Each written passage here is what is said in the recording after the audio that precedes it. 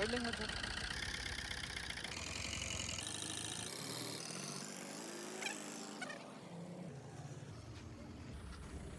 ಎಲ್ಲರಿಗೂ ನಮಸ್ಕಾರ.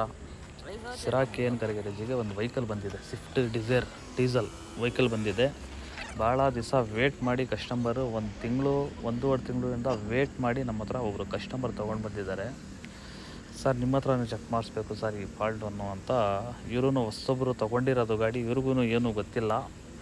ಅದಕ್ಕೋಸ್ಕರ ನಮ್ಮ ಹತ್ರನೇ ಚೆಕ್ ಮಾಡಿಸ್ಬೇಕು ಅಂತ ಈ ವೆಹಿಕಲನ್ನು ತೊಗೊಂಡು ಬಂದಿದ್ದಾರೆ. ಈ ಸ್ಮೋಕ್ ಏನಕ್ಕೋಸ್ಕರ ಬರ್ತಿದೆ ಅಂತ ಬರ್ರಿ ನೋಡೋಣ. ನೋಡ್ಬೋದು ಗಾಡಿ ಸ್ಟಾರ್ಟ್ ಮಾಡಿದರೆ ವೈಬ್ರೇಷನ್ ನೋಡಿ, ಇಂಜಿನ್ ಒಳಗಡೆ ವೈಬ್ರೇಷನ್ ಏನು ಲೆಕ್ಕಾಚಾರ ಬರ್ತಿದೆ ಅಂದರೆ ಫುಲ್ ಮಿಸ್ಸಿಂಗ್ ಇದೆ ಈ ಗಾಡಿ ಒಳಗಡೆ. ಆಮೇಲೆ ಏನನ್ನ ರಾತ್ರಿ ನಿಲ್ಲಿಸಿ ಬೆಳಿಗ್ಗೆ ಸ್ಟಾರ್ಟ್ ಮಾಡಿದರೆ ಫುಲ್ ಲಾಂಗ್ ಶೆಲ್ಫು. ಏನನ್ನ ಪೆಟ್ರೋಲ್ ವಾಸನೆ ಇದು ಮಾಡಿ ಸ್ಟಾರ್ಟ್ ಮಾಡಬೇಕು, ಇಲ್ಲಾಂದರೆ ತಳ್ಳಿ ಸ್ಟಾರ್ಟ್ ಮಾಡಬೇಕು, ಈ ಪರಿಸ್ಥಿತಿ ಈ ವೆಹಿಕಲ್ನಲ್ಲಿ ಬಂದಿದೆ. ಆಮೇಲೆ ಸ್ಮೋಕನ್ನು ತೋರಿಸ್ತೀನಿ ನೋಡಿ, ಏನು ಲೆಕ್ಕಾಚಾರ ಆಗಿ ಸ್ಮೋಕ್ ಬರ್ತಿದೆ ಅಂತ ನೋಡ್ಬೋದು. ಒಂಥರ ಹಿಡ್ದು ಬಿಡ್ತೈತೆ ಈ ಸ್ಮೋಕ್. ಗ್ಯಾಪ್ ನೋಡಿ, ಬ್ಲ್ಯಾಕ್ ವೈಟ್ ಎರಡೂ ಮಿಕ್ಸ್ ಬರ್ತೈತೆ. ಇದು ಬರೋದಕ್ಕೆ ಕಾರಣ ಏನು ಅಂದರೆ, ಇದು ಫುಲ್ ವಿಡಿಯೋ ನೋಡಿ, ನಿಮಗೆ ಪಿನ್ ಟು ಪಿನ್ ತೋರಿಸ್ತೀನಿ. ಆಮೇಲೆ ಈ ಕೆಲಸವನ್ನು ಮಾಡ್ತೀವಿ ನಾವು. ನೋಡ್ಬೋದು ಎಷ್ಟು ಸ್ಮೋಕ್ ಬರ್ತಿದೆ ಅಂತ. ಆಮೇಲೆ ಗಾಡಿ ಎಷ್ಟು ಕಿಲೋಮೀಟ್ರ್ ಓಡಿದೆ ಅಂತ ಇದೂ ತೋರಿಸ್ತೀನಿ ನೋಡಿ. 1,60,000 ಗಾಡಿ ಓಡಿತೆ ಇದು. ಇವರು ತೊಗೊಂಡು 2-3 ದಿನ ಆಗಿದೆ. ಆಮೇಲೆ ನೋಡ್ಬೋದು, ಇದು ನಾವು ಚೆಕ್ ಮಾಡ್ತಿರೋದು ಡೀಸೆಲ್ ಸಪ್ಲಿ ಏನೋ ಕಡಿಮೆ ಆಗಿರ್ಬೋದು ಅಂತ ಇಂಜೆಕ್ಟ್ರ್ ಚೆಕ್ ಮಾಡ್ತಾಯಿದ್ದೀವಿ ನೋಡಿ. ಸೆಕೆಂಡ್ ಇಂಜೆಕ್ಟ್ರದ್ದು ಒಂದು ಪ್ಲಗ್ ತೆಗ್ದಿದ್ದೀವಿ, ಸೆಕೆಂಡು ತರ್ಡ್ ಇದೆರಡೂ ಪ್ಲಗ್ ತೆಗ್ದಿದ್ರೆ ಗಾಡಿ ಆಫ್ ಆಗಬೇಕಿದು, ಇಲ್ಲಾಂದರೆ ಮೂಮೆಂಟ್ ಚೇಂಜ್ ಆಗಬೇಕು. ಏನು ಇದಕ್ಕೆ ಏನು ಈ 2 ಪ್ಲಗ್ ತೆಗ್ದಿದ್ರೂ ಏನು ಮೂಮೆಂಟ್ ತೊಗೊಳ್ತಾ ಇಲ್ಲ ಗಾಡಿ. ಇದು ಒಳಗಡೆನೇ ಕಂಪ್ಲೇಂಟ್ ಇದೆ, ಏನನ್ನ ಇರ್ಬೋದು ಅಂತ ನೋಡಿ. ಫಸ್ಟು ನಾವು ತೆಗೆದ್ರೆ ಅದು ಹಾಕಿ ಇದು ತೆಗೆದ್ರೆ ಗಾಡಿನೇ ಆಫ್ ಆಯಿತು ನೋಡಿ. ಈ ಥರ ಇರಬೇಕು, 4ನಲ್ಲಿನೂ ಈ ಥರನೇ ಇರಬೇಕು. ಅದಕ್ಕೆ ನಾವು ಫಸ್ಟ್ ಏನು ಮಾಡ್ತೀವಿ, ಇದಕ್ಕೆ ಒಂದು 4 ಇಂಜೆಕ್ಟ್ರ್ ಹಾಕಿ ಚೆಕ್ ಮಾಡೋಣ ಅಂತ 4 ಇಂಜೆಕ್ಟ್ರೂ ಹಾಕಿ ಚೆಕ್ ಮಾಡಿದ್ದೀವಿ ಗಾಡಿಗೆ. ಇದು 2 ಪ್ರಾಬ್ಲಮ್ ಇದೆ ಅಂತ 2 ಐತಲ್ಲ, 2 ಬೇರೆ ಗಾಡಿದು ಹಾಕಿ ಚೆಕ್ ಮಾಡಿದ್ರೂ ಈ ಫಾಲ್ಟು ಹೋಗಿಲ್ಲ. ಅದಕ್ಕೆ ಎಡ್ ಬಿಚ್ಚೋಣ ಅಂತ ಎಡ್ ಬಿಚ್ಚಿದ್ರೆ ನೋಡಿ, ಈ ಫಾಲ್ಟು ಇಲ್ಲಿದೆ ನೋಡಿ. ಈ ಫಾಲ್ಟ್ 2 ನಾವು ನಾಜಲಿಂದು 2 ಪ್ಲಗ್ ತೆಗ್ದಿರೂ ಏನು ಮೂಮೆಂಟ್ ತೊಗೊಳ್ತಾ ಇಲ್ಲ ಅಂದರೆ ನೋಡಿ, ಇದು ಸೆಂಟ್ರಾಗೆ ಪ್ರಾಬ್ಲಮ್ ಆಗಿದೆ. ಇದು ಕಂಪ್ರೆಷರ್ ಇಲ್ಲ, ಇದು ಇಂಜೆಕ್ಟ್ರ್ ಸ್ಪ್ರೇ ಆಗ್ತಿದೆ. ಸ್ಪ್ರೇ ಆಗಿದ್ರೂ ಏನು ಗಾಡಿಗೆ ಕೆಲಸ ಮಾಡಬೇಕಲ್ಲ, ಆ ಕೆಲಸವನ್ನು ಮಾಡ್ತಾ ಇಲ್ಲ ಒಳಗಡೆ. ನೋಡ್ಬೋದು ಪಿಸ್ಟಿನೆಲ್ಲ ಶೇಕ್ ಆಗಿದೆ ಇದು. ಆಮೇಲೆ ಪಿಸ್ಟನೂ ಸೀಸ್ ಆಗಿದೆ. ಒಂದು ಸತಿ ಓವರ್ ಹೀಟಾಗಿ ಗಾಡಿ ಆಫ್ ಆಗಿದೆ ಇದು, ಅದಕ್ಕೋಸ್ಕರ ಇದು ಕಟ್ಟಾಗಿದೆ ಇದು. ಆಮೇಲೆ ಈ ಸೈಡ್ ಐತಲ್ಲ, ಸೆಂಟ್ರ್ನಲ್ಲಿ ಗ್ಯಾಸ್ಕೆಟ್ ಹೋಗಿದ್ರೆ ಬಾಯಲ್ ಆಗೋಲ್ಲ ಗಾಡಿ, ಯಾವುದೂ ಕಾರಣಕ್ಕೆ ಬಾಯಲ್ ಆಗೋಲ್ಲ. ಮಿಸ್ಸಿಂಗ್ ಇರುತ್ತೆ, ಸ್ಟಾರ್ಟಿಂಗ್ ಟ್ರಬಲ್ ಇರುತ್ತೆ. ಅದಕ್ಕೋಸ್ಕರ ಬೇಗ ಫಾಲ್ಟ್ ಗೊತ್ತಾಗಲ್ಲ ಇದು. ಅದಕ್ಕೆ ಒಂದೊಂದೇ ಫಾಲ್ಟ್ ಚೆಕ್ ಮಾಡ್ಕೊಂಡು ಬರ್ತಾಯಿದ್ದೀವಿ ನಾವು. ಬಂದಿದ ಮೇಲೆ ಗೊತ್ತಿದ್ದು ಇದು ಗ್ಯಾಸ್ಕೆಟ್ನಲ್ಲಿ ಪ್ರಾಬ್ಲಮ್ ಇದೆ ಅಂತ. ನೋಡ್ಬೋದು ಎಲ್ಲ ಎಷ್ಟು ಬೆಂಡಾಗಿದೆ ಅಂದರೆ ಎಲ್ಲ ಹೆಡ್ಡೆಲ್ಲ ಬೆಂಡಾಗಿದೆ. ಇದೇ ಕೆಲಸಕ್ಕೆ ಫಸ್ಟ್ನೇ ಸತಿ ಯಾರು ಗ್ಯಾಸ್ಕೆಟ್ ಹಾಕಿದ್ದಾರೆ ಇದಕ್ಕೆ, ಈ ಕಂಪ್ಲೇಂಟಿಗೆ ಹೆಡ್ ಬೆಂಡಾಗಿರೋದು, ಬೋರ್ ಬೆಂಡಾಗಿತ್ತಲ್ಲ, ಈ ಕಂಪ್ಲೇಂಟಿಗೆ ಗ್ಯಾಸ್ಕೆಟ್ ಕಟ್ಟಾಗಿರೋದು ನೋಡ್ಬೋದು. ಅದಕ್ಕೆ ಇದು ಫುಲ್ ಹೆಡ್ ಬೋರ್ ಎರಡೂ ಕಸ್ಟಮರಿಗೆ ಮಾತಾಡಿದ್ದೀವಿ, ಕ್ಲೀನಾಗಿ ಎಲ್ಲ ಒಂದೇ ಸತಿ ಕೆಲಸ ಮಾಡಿಸ್ಕೊಟ್ಬಿಡಿ, ಇಟ್ಕೊಳ್ತೀವಿ ಅಂತ ಕಸ್ಟಮರ್ ಹೇಳಿದ್ದಾರೆ. ಅದಕ್ಕೋಸ್ಕರ ಇದೆಲ್ಲ ಲೇತಿಗೆ ಕಳಿಸಿ ಕ್ಲೀನಾಗಿ ವರ್ಕ್ ಮಾಡೋಣ. 1-2-3 ದಿವಸ ಬಿಟ್ಟು ನೋಡಿ, ಈ ಕೆಲಸವನ್ನು ಆಗಿದೆ. ಬರೀ ಯಾವ ಥರ ಕೆಲಸ ಆಗಿದೆ, ಲೇತ್ ವರ್ಕ್, ಇಂಜಿನ್ ಕೆಲಸ ಅಂದರೆ ಯಾವ ಥರ ಮಾಡಿಸ್ಬೇಕು, ಯಾವ ಥರ ಮೆಕ್ಯಾನಿಕ್ ಮಾಡಬೇಕು, ಕಸ್ಟಮರ್ ಯಾವ ಥರ ಮಾಡಿಸ್ಬೇಕು ಅಂತ ಇದು ವೀಡಿಯೋನಲ್ಲಿ ಗೊತ್ತಾಗುತ್ತೆ. ನೋಡ್ಬೋದು ನೀವು ಏನು ಪ್ಯಾಕಿಂಗ್ ಮಾಡಿ ಕಸ್ಟಮರ್ ಇದು ಲೇತವರು ಕಳಿಸಿದ್ದಾರೆ. ಇದು ಬೆಂಗಳೂರಿಂದ ಲೇತ್ ವರ್ಕ್ ಆಗಿ ಹೆಡ್ ಬೋರ್ ಲೇತ್ ವರ್ಕ್ ಆಗಿ ಬಂದಿದೆ.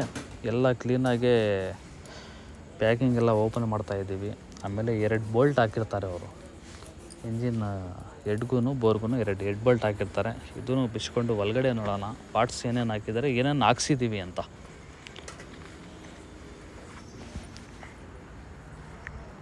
ನೋಡಿ ಓಪನ್ ಆಯಿತು ನೋಡಿ. ಹೆಡ್ ಕೆಲಸನೂ ಹೆಡ್ ಸರ್ಫೇಸ್ ಆಗಿದೆ, ಎಲ್ಲ ಫೇಸ್ ಮಾಡಿದ್ದೀವಿ.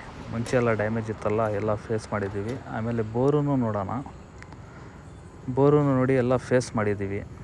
ಬೋರೆಲ್ಲ ಫೇಸ್ ಮಾಡಿದ್ದೀವಿ, ಎಲ್ಲ ಭಾಳಷ್ಟು ಬೆಂಡಿತ್ತು ಇದು. ಆಮೇಲೆ 4 ಪಿಸ್ಟಿನ್, ಸಿಲಿಯೋ, ಮೇನ್ ಬೇರಿಂಗ್, ಕನೆಕ್ಟಿಂಗ್ ಬೇರಿಂಗ್, ಆಮೇಲೆ ಮೇನ್ ಐತಲ್ಲ, ಇಷ್ಟೆಲ್ಲ ಕೆಲಸ ಮಾಡಿದ ಮೇಲೆ ಇದೂ ಮಾಡಬೇಕು ನೋಡಿ. ಬೋರಿಂದು ಡಮ್ಮಿ ಅದು ಒಳಗಡೆ ಹಾಸಿ ತುಕ್ಕಿಡ್ದಿರುತ್ತೆ.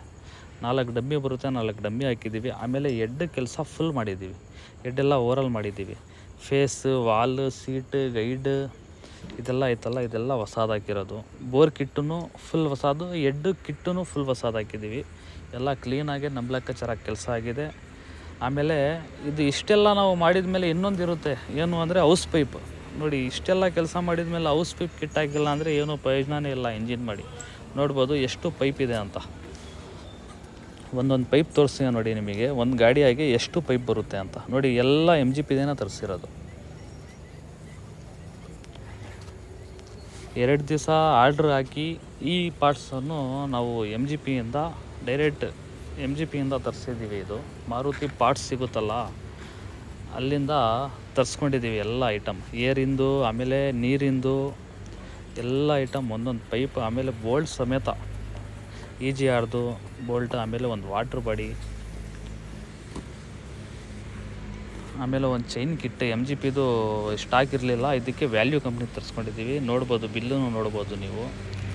JC ರೋಡಿಂದ ತರಿಸಿರೋದು ಇದು. ಆಮೇಲೆ 4 ಇಂಜೆಕ್ಟ್ರ್, ಒಂದು ರೈಲ್, ಇಷ್ಟು ಫುಲ್ ಟೋಟಲ್ 50% ಆಗಿತ್ತು. ಇದು ರೆಡಿ ಮಾಡಿದ್ರು ಏನು ಪ್ರಯೋಜನ ಇಲ್ಲ ಅಂತ ನಮ್ಮ ಪಂಪ್ ರೂಮು ನಾವು ಇಂಜೆಕ್ಟ್ರ್ ರೆಡಿ ಮಾಡ್ತೀವಲ್ಲ, ಅವ್ರು ಹೇಳಿದರು, ಇಲ್ಲ ಸರ್ ಇದು ಫುಲ್ ವೀಕ್ ಆಗಿದೆ, ಇದು ಹಾಕಿದ್ರೂ ಏನೂ ಪ್ರಯೋಜನ ಇಲ್ಲ, ಬೆಸ್ಟ್ ನೀವು ಚೈನ್ ಮಾಡಿಸ್ಬಿಡಿ, ಇಲ್ಲಾಂದರೆ ಹೊಸಾದು ಹಾಕ್ಸ್ಬಿಡಿ, ಇಲ್ಲಾಂದರೆ ಬೇರೆ ಚೆನ್ನಾಗಿರೋದು ನಾನು ರೆಡಿ ಮಾಡಿಕೊಡ್ತೀನಿ, ಬೇಕಿದ್ರೆ ರೆಡಿ ಮಾಡ್ಕೊಳ್ಳಿ ಸರ್, ಇಷ್ಟೆಲ್ಲ ಕೆಲಸ ಮಾಡ್ತಾಯಿದ್ದೀವಿ, ಇದು ಇಂಜೆಕ್ಟ್ರ್ನಲ್ಲಿ ಎಲ್ಲ ಕೆಲಸ ಹಾಳಾಗುತ್ತೆ ಅಂತ.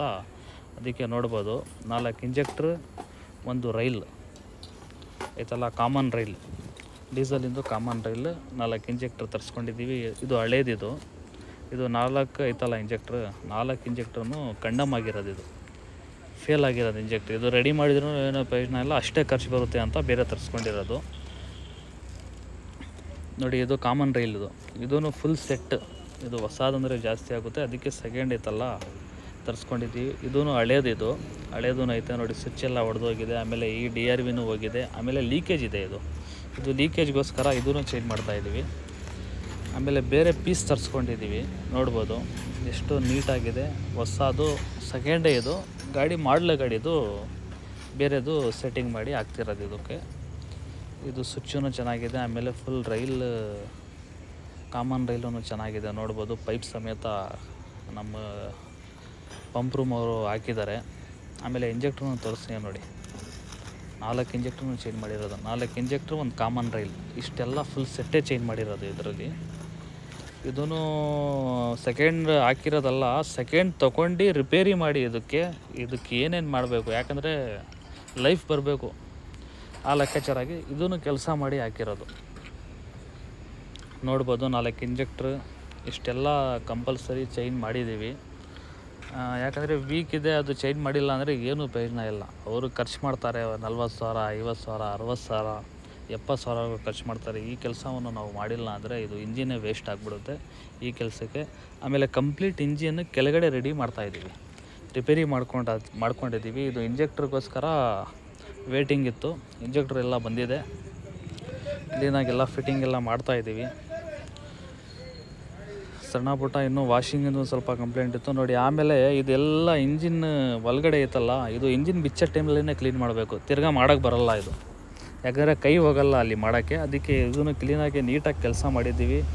ಇಂಜಿನ್ ಎಲ್ಲ ಫುಲ್ ರೆಡಿಯಾಗಿದೆ. ಆಮೇಲೆ ವೈರಿಂಗ್ ಏನಾರ ಡ್ಯಾಮೇಜ್ ಇದ್ರೂ ಅದೂ ಒಂದೇ ಸತಿ ಚೆಕ್ ಮಾಡ್ಕೊಳ್ಳೋಣ ಅಂತ ವೈರಿಂಗ್ ಎಲ್ಲ ಈಚೆಗೆ ತೊಗೊಂಡು ಫುಲ್ ಒಂದು ಸತಿ ಚೆಕ್ ಮಾಡಿ, ಡ್ಯಾಮೇಜ್ ಏನಾರ ಇದ್ದರೆ ತಿರ್ಗಾ ಫಿಟ್ಟಿಂಗ್ ಮಾಡೋ ಟೈಮ್ನಲ್ಲಿ, ಆಮೇಲೆ ಸ್ಟಾರ್ಟ್ ಆಗೋ ಟೈಮ್ನಲ್ಲಿ ಬೇರೆ ಕಂಪ್ಲೇಂಟ್ ಬರ್ಬೋದು ಅಂತ ಕ್ಲೀನಾಗಿ ವೈರಿಂಗ್ ಎಲ್ಲ ಒಳಗಡೆದು, ಆಮೇಲೆ ಇಂಜಿನ್ಗೆ ಕುತ್ಕೊಳ್ಳುತ್ತಲ್ಲ ಆ ವೈರಿಂಗ್ ಎಲ್ಲ ಕ್ಲೀನಾಗಿ ಟೇಪ್ ಗಿಪ್ ಹಾಕಿ ಎಲ್ಲ ರೆಡಿ ಮಾಡ್ತಾಯಿದ್ದೀವಿ. ಇಂಜಿನೂ ರೆಡಿ ಆಗ್ತೈತೆ, ಆಲ್ಮೋಸ್ಟ್ ಎಲ್ಲ ಕಂಪ್ಲೀಟ್ ಆಗಿದೆ. ಇದು ಇಂಜಿನ್ ಬಿಚ್ಚೋ ಟೈಮಲ್ಲಿ ಏನಕ್ಕೋಸ್ಕರ ನೋಡೋದು ಅಂದರೆ ನೋಡಿ, ಅಲ್ಲಿ ಡ್ಯಾಮೇಜ್ ಆಗಿದೆ, ಅದು ಇಂಜಿನ್ ಇಲ್ವಲ್ಲ ಅದಕ್ಕೆ ಕಾಣ್ತಿರೋದು. ಆಮೇಲೆ ಇದು ಪವರ್ ಸ್ಟೇರಿಂಗ್ದು ಐತಲ್ಲ, ಪವರ್ ಸ್ಟೇರಿಂಗ್ ಮೋಟ್ರದ್ದು ನೋಡಿ. ಇದು ನಾವು ನೋಡಿಕೊಂಡು ಟೇಪ್ ಹಾಕಿ ಫಿಟ್ಟಿಂಗ್ ಮಾಡ್ತಾಯಿದ್ದೀವಿ. ಆಮೇಲೆ ಕಂಪ್ಲೀಟ್ ಫಿಟ್ಟಿಂಗ್ ಆಗಿದೆ, ಗಿರೋಟ್ ಎಲ್ಲ ಮಾಡಿದ್ದೀವಿ. ಇದೇ ಫಸ್ಟ್ ಸ್ಟಾರ್ಟ್ ಮಾಡ್ತಿರೋದು, ಬರೀ ಸ್ಟಾರ್ಟ್ ಮಾಡ್ಕೊಂಡು ನೋಡೋಣ.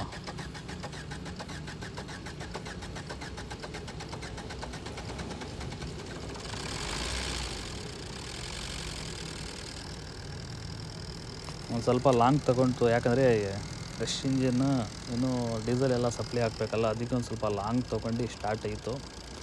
ಆಮೇಲೆ ಸೌಂಡೂ ಚೇಂಜ್ ಆಯಿತು. ಆಮೇಲೆ ಎಲ್ಲ ಕ್ಲೀನಾಗಿ ಫಿಟ್ಟಿಂಗ್ ಮಾಡಿ ಕೂಲಿಂಗ್ ಮಾಡಿ ಇನ್ನೊಂದು ಸರಿ ತೋರಿಸ್ತೀನಿ.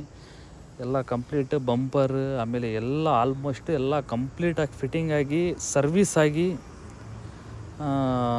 ಒಳಗಡೆ ಇಂಟ್ರಿಯರ್ ಆಮೇಲೆ ಸೀಟ್ ರೂಫಿಂಗ್ ಇಷ್ಟೆಲ್ಲ ಆಲ್ಮೋಸ್ಟ್ ಎಲ್ಲ ಫುಲ್ ಸರ್ವಿಸ್ ಮಾಡಿದ್ದೀವಿ. ಆಮೇಲೆ ಲೈಟೂ ನೋಡ್ಬೋದು, ಎಲ್ಲ ಆಲ್ಮೋಸ್ಟ್ ಎಲ್ಲ ಲೈಟ್ ಬರ್ತೈತೆ. ಗಾಡಿನಲ್ಲಿ ಏನು ಬರಬೇಕು ಅದೆಲ್ಲ ಬರ್ತೈತೆ. ಸ್ಟಾರ್ಟ್ ಮಾಡಿನೂ ನೋಡೋಣ ಏನಾನ ಲೈಟ್ ಬರ್ಬೋದು ಅಂತ. ನೋಡ್ಬೋದು ಸ್ಟಾರ್ಟ್ ಎಲ್ಲ ಮಾಡಿದ್ದೀವಿ. ಏನು ಆ ಥರ ಚೆಕ್ ಇಂಜಿನಿಂದು ಇರಲಿ ಆಯಲಿಂದು ಇರಲಿ ಯಾವುದೂ ಲೈಟ್ ಇಲ್ಲ. ಆಮೇಲೆ ರೂಫಿಂಗ್ ಸೀಟ್ ಎಲ್ಲ ಆಗಿದೆ. ಆಮೇಲೆ ಗಾಡಿ ಸೌಂಡೂ ನೋಡ್ಬೋದು. ಇಷ್ಟೆಲ್ಲ ಕ್ಲೀನಾಗಿ ಕೆಲಸ ಆಗಿದೆ. ಇದೇ ಥರ ನಿಮ್ಮ ಗಡಿಯಾಗೂ ಕೆಲಸ ಮಾಡಿಸ್ಕೊಳ್ಳಿ. ಯಾಕಂದರೆ 50,000 60,000 ಖರ್ಚು ಮಾಡ್ತೀರಾ, ಇಷ್ಟೆಲ್ಲ ಈ ಥರ ಕೆಲಸ ಮಾಡಿಸಿಲ್ಲ ಅಂದರೆ ನಿಮ್ಮ ಇಂಜಿನ್ ಸಕ್ಸಸ್ ಆಗೋಲ್ಲ. ಅದಕ್ಕೆ ನಾವೆಲ್ಲ ಕ್ಲೀನಾಗಿ ಫಿಟ್ಟಿಂಗ್ ಎಲ್ಲ ಮಾಡ್ಕೊಂಡಿದ್ದೀವಿ. ನೋಡ್ಬೋದು ಇಂಜಿನ್ ವೈಬ್ರೇಷನ್ ನೋಡ್ಬೋದು.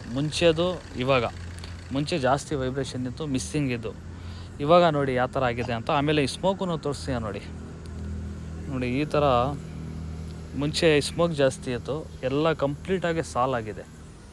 ಕೂಲಿಂಗ್ ಎಲ್ಲ ಮಾಡಿದ್ದೀವಿ ಕ್ಲೀನಾಗಿ. ಸೈಲೆನ್ಸರ್ ಎಲ್ಲ ವಾಷಿಂಗ್ ಮಾಡಿ ಕ್ಲೀನಾಗಿ ಒಂದೊಂದು ಪಾರ್ಟ್ಗಳು ಕ್ಲೀನ್ ಮಾಡಿ ಗಾಡಿ ಕೂಲಿಂಗಿಗೆ ಬಿಟ್ಟಿದ್ದೀವಿ.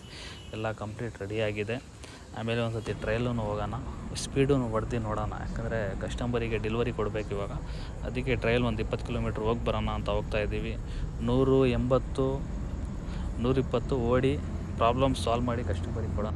ನಿಮ್ಮ ಹತ್ರ ಯಾವ್ದಾನ ಒಂದು ಇದೇ ಥರ ವೆಹಿಕಲ್ ಇದ್ದರೆ ಇದೇ ಥರ ಕೆಲಸ ಮಾಡಿಸ್ಕೊಳ್ಳಿ. ಆಮೇಲೆ ಈ ಗಾಡಿಗೆ ನನ್ನ ಕಡೆಯಿಂದ 50,000 ಕಿಲೋಮೀಟರ್ವರೆಗೂ ಕಸ್ಟಮರಿಗೆ ಗ್ಯಾರಂಟಿ ಕೊಡ್ತಾಯಿದ್ದೀವಿ. ಇದೇ ಥರ ವಿಡಿಯೋ ನೋಡ್ತಾಯಿರಿ, ಲೈಕ್ ಮಾಡ್ತಾಯಿರಿ, ಫಾಲೋ ಮಾಡ್ತಾಯಿರಿ, ಶೇರ್ ಮಾಡ್ತಾಯಿರಿ.